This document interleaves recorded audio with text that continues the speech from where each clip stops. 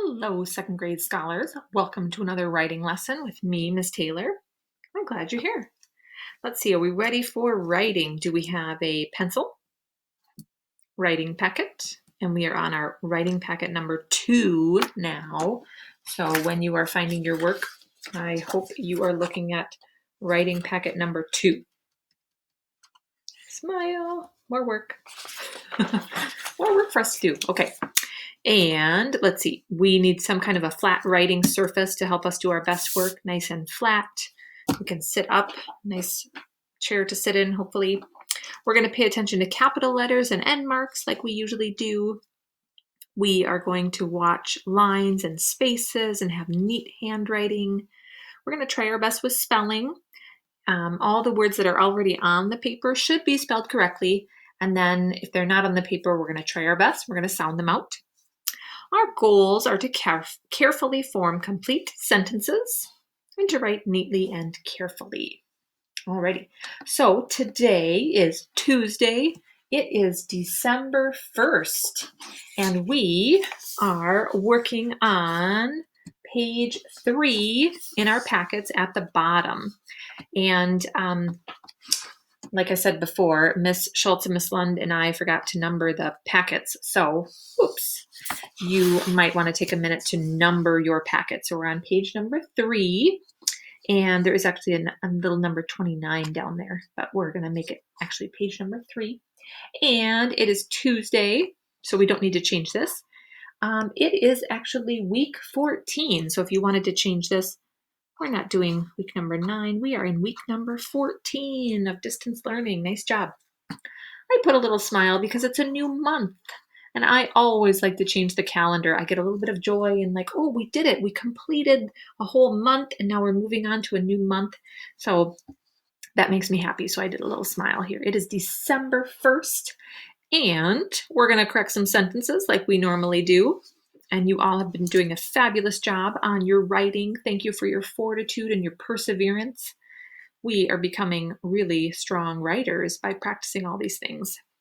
So that is a skill that will serve us well in our lives. We learn not for school, but for life, right? Alrighty, here we go. I went to the park with Amy, Sally, and Maria. That sounds nice, going to the park with some friends. We know that every sentence needs a capital letter. So I'm going to do my double underline there. We know every sentence needs an end mark. Let's see. In this sentence, I went to the park with Amy, Sally, and Maria. This is a telling sentence, isn't it? It's telling us that we went to the park with some friends. And so it is a statement. A statement is a sentence that tells something. It begins with a capital letter and ends with a period. So let's put our period here. There we go. And then we are going to think about, let's see. I've got my capital letter, my end mark.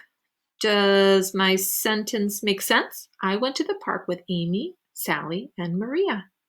It does make sense, but we are missing something.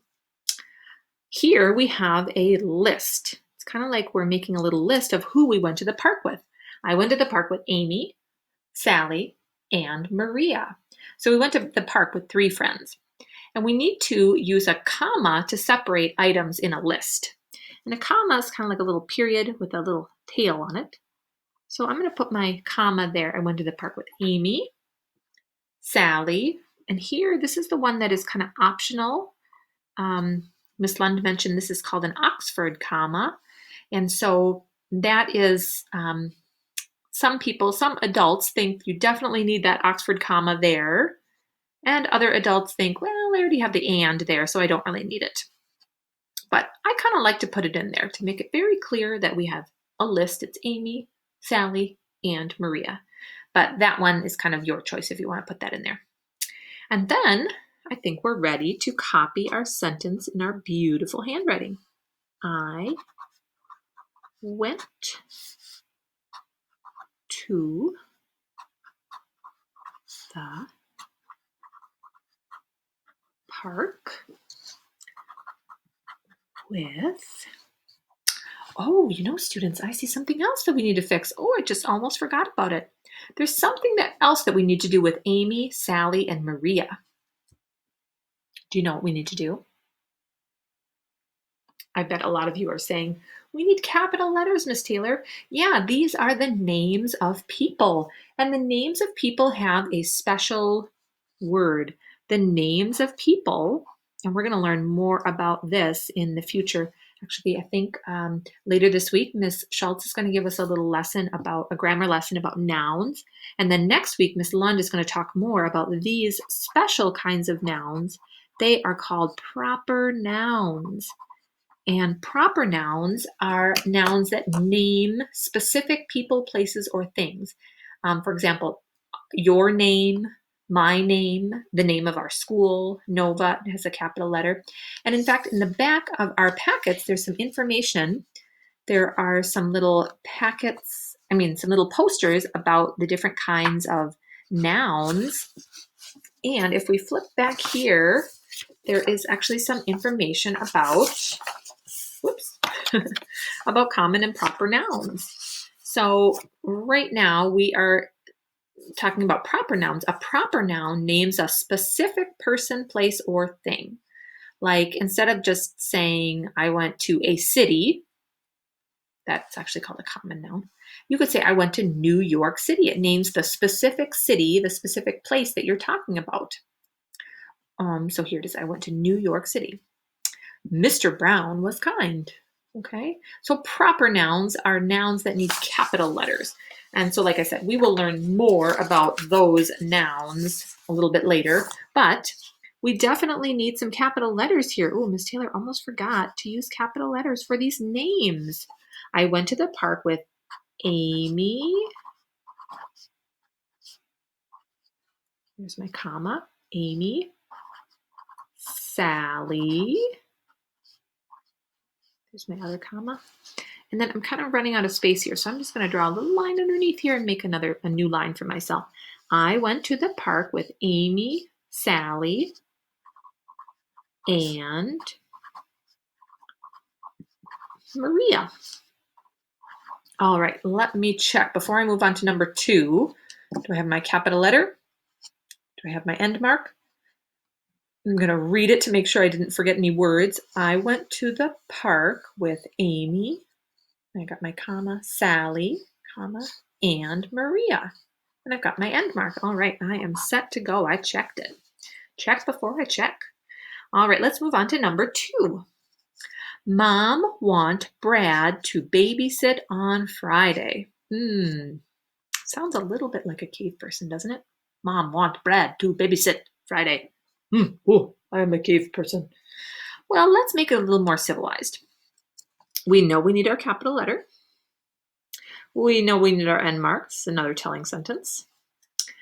But instead of saying mom want, we're going to write mom wants. So I'll put my little caret there. Mom wants Brad. Oh, we need a capital letter for Brad. It's another proper noun. A lot of these proper nouns here. Mom wants Brad to babysit on Friday. Students, I see another proper noun, another name of a special day. Friday. Ooh, we like Fridays, don't we? And the reason we need a capital letter for Friday is because they're talking about one specific day on Friday, not just any day will work. So let's go ahead and write in our neatest handwriting, Mom. Oh, I'm going to do I like to double underline just to really make sure. Mom wants Brad. There's a common or proper noun, excuse me. It's a proper noun. Mom wants Brad to